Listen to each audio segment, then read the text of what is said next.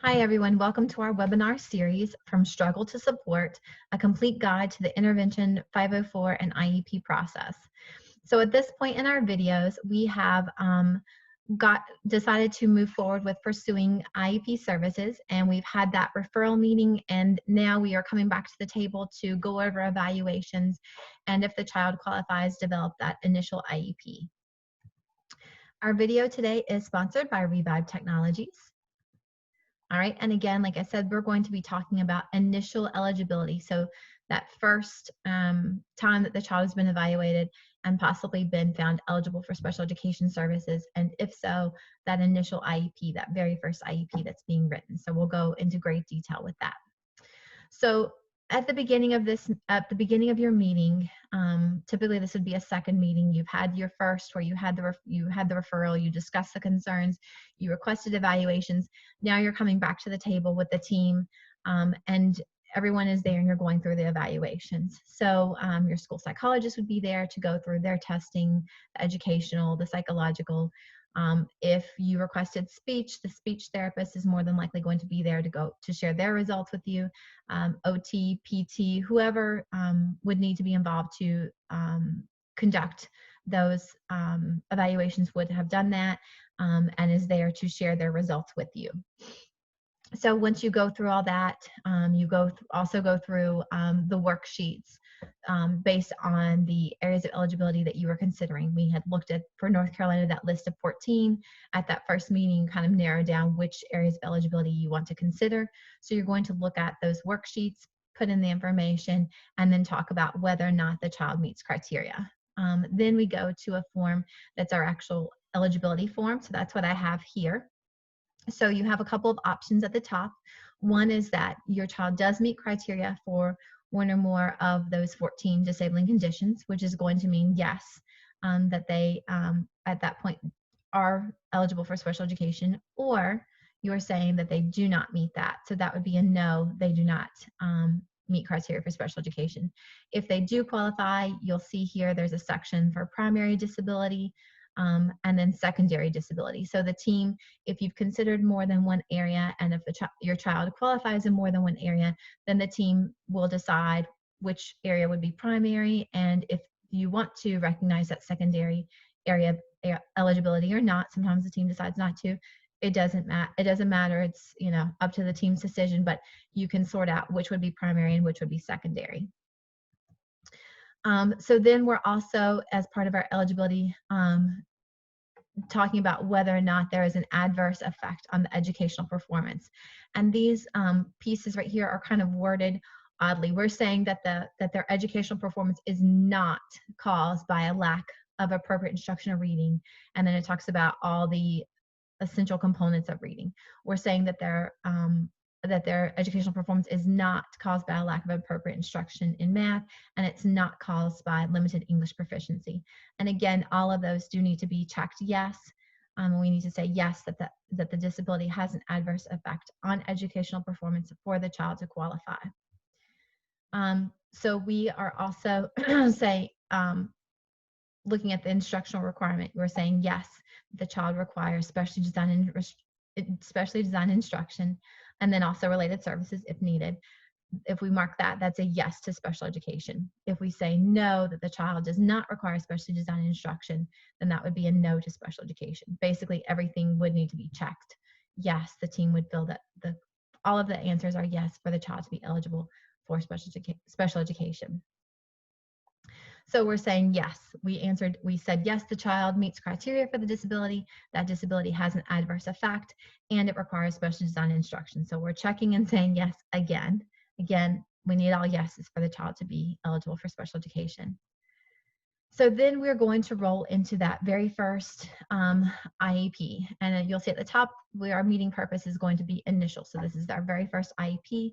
Again, we're going back to those forms that we filled out before at the referral meeting and talking about the student's strengths. Again, there may also be strengths that came up during the formal evaluations that we can note in this first section too.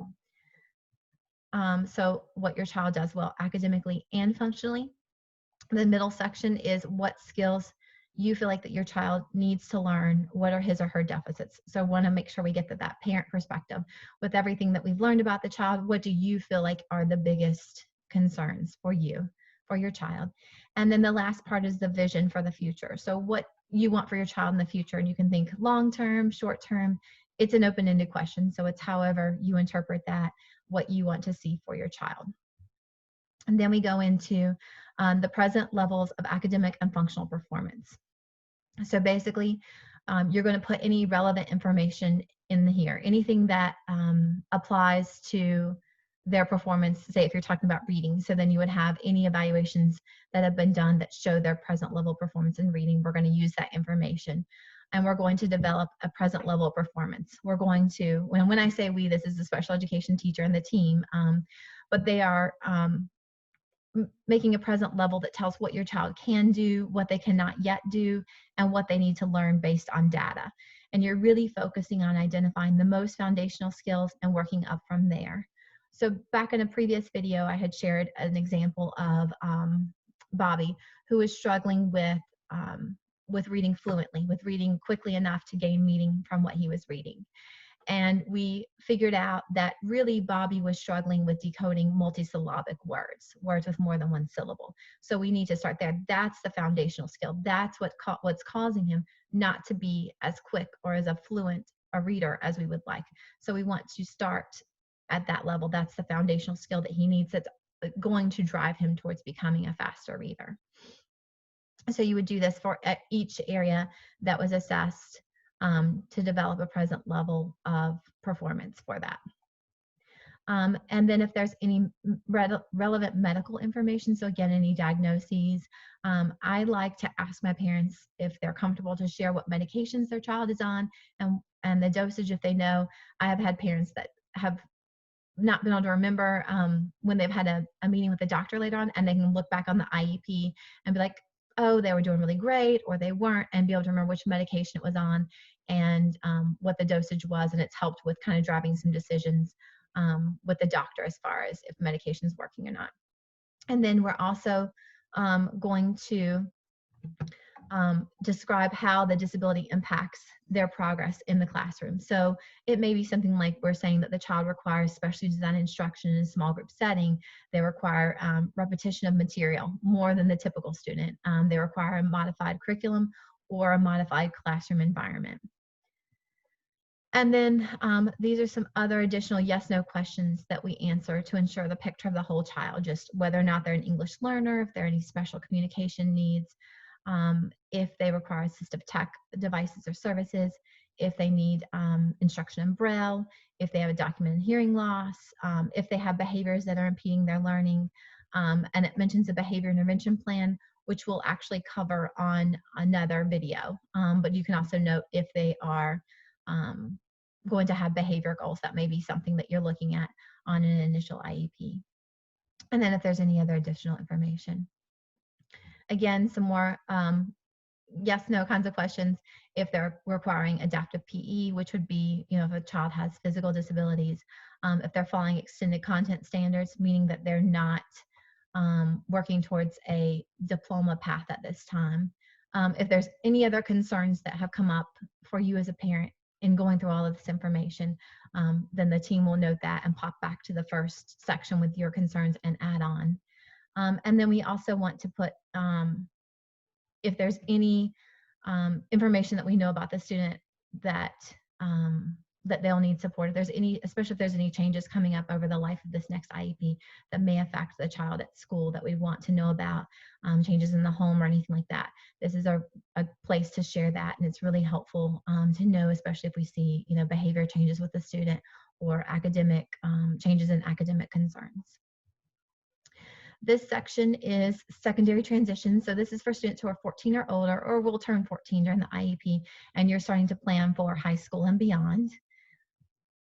This section is more details about after high school. Again, you're looking at children who are 14 and above, and then looking at 17 once they're approaching graduation. So that is something that's a little bit more specific to your child, but that would be discussed in the middle school or high school setting. And then we want to get into our goals. So we've laid out all those areas of that have been evaluated. So now we're looking at, out of those areas, which areas does the child need goals for? So with our goals, we want them to be clearly defined. We want them to be crystal clear. We want them to be measurable. We want to be able to put a number to them. And we want the goals to be understood by anyone. So we don't want to write a goal that says Bobby will learn to read. What does that mean? We don't have a frame of reference. So we might want to write for Bobby, who's struggling with decoding the multisyllabic words, that Bobby will read multisyllabic words with an accuracy rate of 90%. So then we know we have those numbers in there to tell us we're looking at a goal of 90%.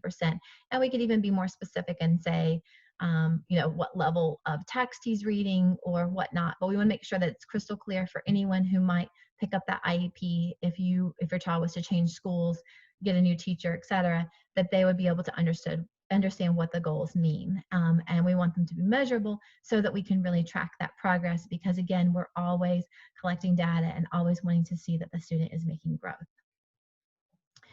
The next section is based on the goals and the areas that you said required specially designed instruction, and that can be academic and functional, how much service they need. So for a child who has reading goals, you're going to have reading as a service. You're going to figure out as a team, looking at those goals, how many minutes of service they'll need to meet those goals, what the frequency is, how many times per week, and then the location. So whether that's general education or special education classroom. And your duration is going to be for that year. Your IEP typically runs for 1 year, and it can be modified or adjusted at any time as needed, but we're typically setting it out for a year. These are goals that we feel that the child can reasonably meet in a year, given the amount of time of instruction that we need. And we do always want to provide the least restrictive environment. So if it's possible to work on those goals in the general education setting, that would be our first priority. If it's really more foundational skills and it would be harder for the student to receive that instruction in the regular education classroom, or it would be harder for them because of maintaining attention, then the team may want to consider having that student come to the special education classroom to receive the services there. But again, that's all team driven decisions, and that's based on the needs of the student and the goals.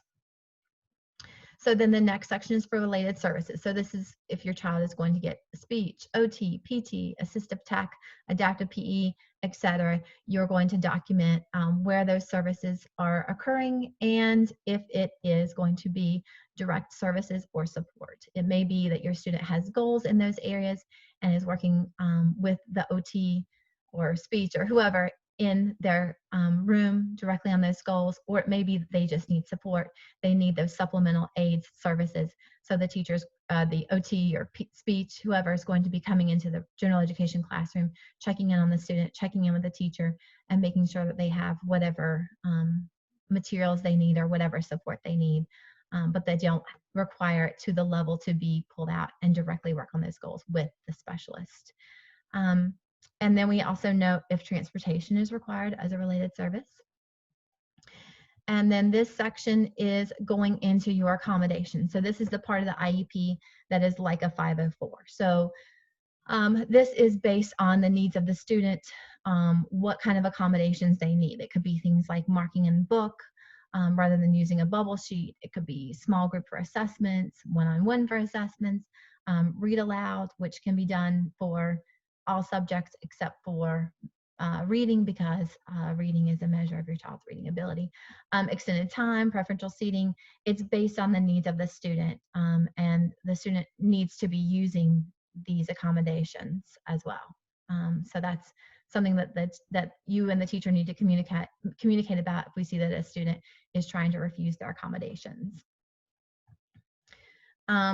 The next section is talking about if the student's in preschool, they mark that and talk about how they're involved in general education. And then if there's any special training that the school staff needs to meet the needs of the student, that's addressed as well. This is your accommodations for the statewide testing. So thinking about like end of grade testing, this should match the classroom assessments and tests. What I mean is that we cannot give a student accommodations for EOGs that they don't need in the general education classroom. So they need to match. They need to have the same accommodations that they're using in the classroom, as well as for those higher stakes evaluations that are done towards the end of the year. If a student is taking alternative assessments as opposed to the regular end of grade testing, that needs to be noted and why that's appropriate. And then this least restrictive environment justification is for students who are being removed from their peers. So let's say we did decide that Johnny needed to be pulled from the regular education classroom to work on his decoding goals. We would need to explain why. Something that he needs, small group instruction in a separate setting to work on foundational decoding skills in an environment that has less distractions, for example. And then progress reports are sent home with your child's report card typically, and the team can note if they need to be sent more frequently than that.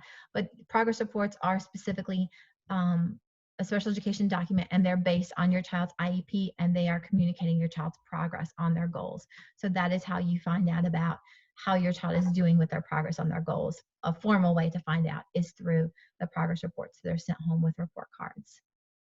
The next section is ESY, which is extended school year.